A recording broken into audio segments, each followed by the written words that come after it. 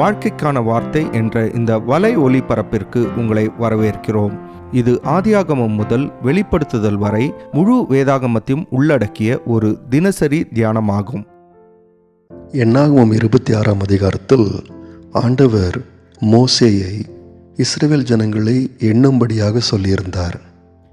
இதற்கு காரணம் என்னவென்றால், இஸ்ரவேல் ஜனங்கள் கானானுக்குள் பிரவேசித்த பிறகு இஸ்ரவேலின் கோத்திரங்களுக்கு சுதந்திரம் கொடுக்கப்பட வேண்டும். அதாவது ஒவ்வொரு கோத்திரமும் அவர்களுடைய குடும்பங்களின் எண்ணிக்கையின் அடிப்படையில் அவர்களுக்கு நிலங்கள் பகிர்ந்து கொடுக்கப்பட வேண்டும். ஆகவே கணக்கெடுப்பு எடுக்கப்பட்ட பின் இப்பொழுது 27ஆம் அதிகாரத்தில் மனாசே கோத்திரத்தை சேர்ந்த ஒரு குடும்பத்தார் மோசேயிடம் வருகின்றார்கள். செலோபேயாத் என்கின்ற ஒரு தகப்பன் மரித்து 5 குமாரத்திகளை விட்டுவிட்டு போயிருக்கின்றான். பாருங்கள், இஸ்ரவேலில் தகப்பனுக்கு தான் சுதந்திரம், அதாவது நிலம் கொடுக்கப்படும். அவன் மரித்த பிறகு அந்த சுதந்திரம் அல்லது நிலம் அவனுடைய மகன்களுக்கு கொடுக்கப்படும். மகள்களுக்கு தகப்பன்மார் தங்களுடைய நிலங்களை ஒரு கிஃப்ட், ஒரு பரிசாக கொடுத்துவிட்டு போகலாம். ஆனால் குமாரர் மாத்திரமே தகப்பனாருடைய சுதந்திரத்தை, நிலங்களை பெற்றுக்கொள்வார்கள். ஆகவே இப்பொழுது கேள்வி என்னவென்றால், மனாசேயின் கோத்திரத்திற்கு கானானில் நிலங்கள் கொடுக்கப்படும் போது இந்த செலோபேயாத்தின் குமாரத்திகளுக்கு என்ன கிடைக்கும்? இந்த கேள்வியை செலோபேயாத்தின் 5 குமாரத்திகள் வந்து மோசேயிடத்திலும் இஸ்ரவேலின் தலைவர்களிடத்திலும் கேட்டபோது மோசே இதை தான் செய்தார். 5ஆம் வசனத்தில் வாசிக்கின்றோம், மோசே அவர்களுடைய நியாயத்தை கர்த்தருடைய சந்நிதியிலே கொண்டு போனான். 5ஆம் வசனத்தில் வாசிக்கிறோம், மோசே அவர்களுடைய நியாயத்தை கர்த்தருடைய சந்நிதியில் கொண்டு போனான். நண்பர்களே, மோசே தனக்கு பதில் தெரியவில்லை என்று ஒத்துக்கொள்வதில் வெட்கப்படவே இல்லை. இந்த இடத்தில் மோசே இஸ்ரவேல் ஜனங்களுக்கு தாழ்மையை காண்பிக்கின்றான். முக்கியமான தீர்மானங்கள் எடுக்கும்போது ஆண்டவர்தான் தனக்கு காண்பிக்க வேண்டும் என்று இஸ்ரவேல் ஜனங்களுக்கு சொல்லிக் கொடுக்கின்றான். இது ஏதோ முதல் முறையாக மோசே செய்ததல்ல. இன்னும் 2 முறை, அதாவது என்னாகமம் 9ஆம் அதிகாரத்திலும் 15ஆம் அதிகாரத்திலும் மோசே தனக்கு பதில்கள் தெரியவில்லை என்று சொல்லி ஆண்டவரிடத்தில் பதில் கேட்கப் போனதை நாம் பார்க்கின்றோம். இப்படி மோசே ஆண்டவரிடத்தில் போன போது ஆண்டவர் தகுந்த பதிலை மோசேக்கும் இஸ்ரவேலுக்கும் கொடுத்தார். 6ஆம் 7ஆம் வசனத்தை வாசிக்கும்போது, அப்பொழுது கர்த்தர் மோசேயை நோக்கி, செலோபேயாத்தின் குமாரத்திகள் சொல்லுகிறது சரிதான். அவர்களுக்கு அவர்கள் தகப்பனுடைய சகோதரருக்குள்ளே சுதந்திரம் கொடுக்கப்பட வேண்டும். அவர்கள் தகப்பன் பின்வைத்த சுதந்திரத்தை அவர்களுக்கு கிடைக்கும்படி செய்வாயாக என்று ஆண்டவர் சொன்னார். இது மாத்திரமல்லாமல் இஸ்ரவேலருக்குள்ளே குமாரத்திகள் இருக்கும்போது அவர்களுக்கு எப்படி நிலங்கள் கொடுக்கப்பட வேண்டும் என்பதையும் ஆண்டவர் இங்கே பின்பு விளக்கி சொல்லுகின்றார். நண்பர்களே, மோசே இன்றைக்கு நமக்கும் ஒரு மாதிரியாக நிற்கின்றார்.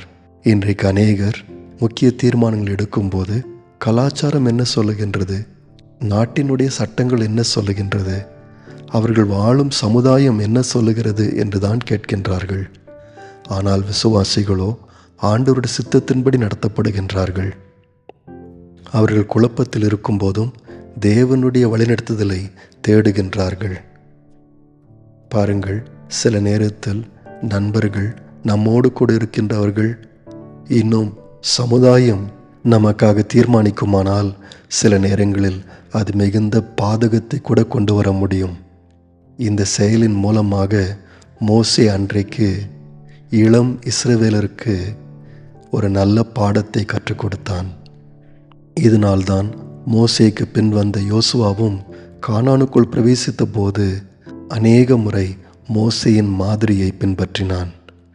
யோசுவா 7ஆம் அதிகாரம் 6ஆம் வசனத்தில் உதாரணமாக நாம் வாசிக்கின்றோம், இஸ்ரவேல் ஜனங்கள் யுத்தத்தில் தோற்றுப்போன போது 6ஆம் வசனம் சொல்லுகிறது, அப்பொழுது யோசுவா தன் வஸ்திரங்களை கிழித்து கொண்டு அவனும் இஸ்ரவேலின் மூப்பரும் சாயங்காலம் மட்டும் கர்த்தரின் பெட்டிக்கு முன்பாக தரையில் முகங்குப்புற விழுந்து தங்கள் தலைகளின் மேல் புழுதியை போட்டுக்கொண்டு கிடந்தார்கள் என்று வாசிக்கின்றோம். இந்த தருணத்தில் ஆண்டவர் யோசுவா என்ன செய்ய வேண்டும் என்பதை திட்டவட்டமாக பதிலாக கொடுத்தார். யோசுவா அன்றைக்கு ஆண்டோட சித்தத்தை புரிந்து கொண்டான். இந்த 27ஆம் அதிகாரத்திலும் மோசே ஆண்டவரிடத்திலிருந்து குமாரத்தைகளை குறித்ததான மிக முக்கியமான புதிய கட்டளையை ஆண்டவரிடத்திலிருந்து பெற்றுக்கொண்டான். ஆகவே இது மோசே நியாயப்பிரமாணம் அல்ல, தேவன் கொடுத்த நியாயப்பிரமாணமாய் இருந்தது. இது மாத்திரமல்ல, இப்பொழுது நீ மரிக்க வேண்டும் என்று மோசேயிடம் ஆண்டவர் சொன்னபோது மறுபடியும் மோசே அதே தான் செய்தான். 27ஆம் அதிகாரம் 15ஆம் வசனத்திலிருந்து வாசிக்கும்போது, அப்பொழுது மோசே கர்த்தரை நோக்கி, கர்த்தருடைய சபை மேய்ப்பனில்லாத மந்தையைப் போல் இராதபடிக்கு அந்த சபைக்கு முன்பாக போக்கும் வரத்துமாய் இருக்கும்படிக்கும் அவர்களை போகவும் வரவும் பண்ணும்படிக்கும் மாம்சமான யாவருடைய ஆவிகளுக்கும் தேவனாகிய கர்த்தர் ஒரு புருஷனை அவர்கள் மேல் அதிகாரியாக ஏற்படுத்த வேண்டும் என்றான். பாருங்கள், அடுத்த தலைவரை மோசே இஸ்ரவேலுக்கு ஏற்படுத்தவில்லை. அவர் அப்படி செய்திருக்கலாம். யோசுவாவை அவனுக்கு அடுத்த தலைவராக மோசேயே ஏற்படுத்தி போயிருக்கலாம். ஏனென்றால் யோசுவா எல்லா தகுதியும் உடையவனாய் இருந்தார். மோசேக்கு பல வருஷங்கள் உண்மையுள்ள மனுஷனாயிருந்தான். அது மாத்திரமல்ல, இஸ்ரவேலின் 10 தலைவர்கள் ஆண்டவருக்கு விரோதமாய் கலகம் பண்ணி கானானுக்குள் பிரவேசிக்க மாட்டோம் என்று சொன்னபோது இந்த யோசுவா தான் காலேபோடு சேர்ந்து விசுவாசத்தில் நிலைத்து நின்றான். ஆனாலும் மோசே இஸ்ரவேலின் அடுத்த தலைவரை தாமாக தீர்மானம் செய்யவில்லை. ஆண்டவர் தீர்மானிக்க வேண்டும் என்று சொன்னார். நண்பர்களே, விசுவாசிகள் முக்கியமான தீர்மானங்கள் எடுக்கும்போது சற்று ஓய்ந்திருந்து ஆண்டவருடைய வழிநடத்துதலை தேடுகின்றார்கள். நிச்சயம் ஆண்டவர் அவர்களுக்கு தெளிவை தருவார், புரிதலை தருவார் என்று கர்த்தரை விசுவாசிக்கிறார்கள். பாருங்கள், நம்முடைய கலாச்சாரம் சுயமாக தீர்மானம் எடுப்பது, சுய விருப்பம் இதை தான் முக்கியப்படுத்துகின்றது. ஆனால் விசுவாசிகளோ தங்களுடைய வாழ்க்கையை ஞானமுள்ள அன்புள்ள ஒரு தேவன் நடத்துவதாக நினைக்கின்றார்கள். அந்த தேவன் தங்களுக்கு திட்டங்களையும் தீர்மானங்களையும் வைத்திருக்கிறார் என்று விசுவாசிக்கிறார்கள். இந்த இடத்தில் மோசேயினுடைய ஜெபத்திற்கு ஆண்டவர் எவ்வளவு சீக்கிரமாக பதில் கொடுத்தார் என்று தெரியவில்லை. ஒருவேளை சில நாட்கள் கூட மோசே காத்திருக்க வேண்டியதாக இருந்திருக்கலாம். ஆனால் கடைசியில் மோசே ஒரு தெளிவை பெற்றுக்கொண்டார். நண்பர்களே, விசுவாசிகள் சில நேரங்களில் ஜெபிக்கின்ற நண்பர்களோடு கூட போய் கலந்து பேசுகின்றார்கள். பின்பு அவர்கள் ஆண்டவர் என்ன செய்ய விரும்புகிறார் என்பதை அவர்கள் புரிந்து கொள்ளுகின்றார்கள்.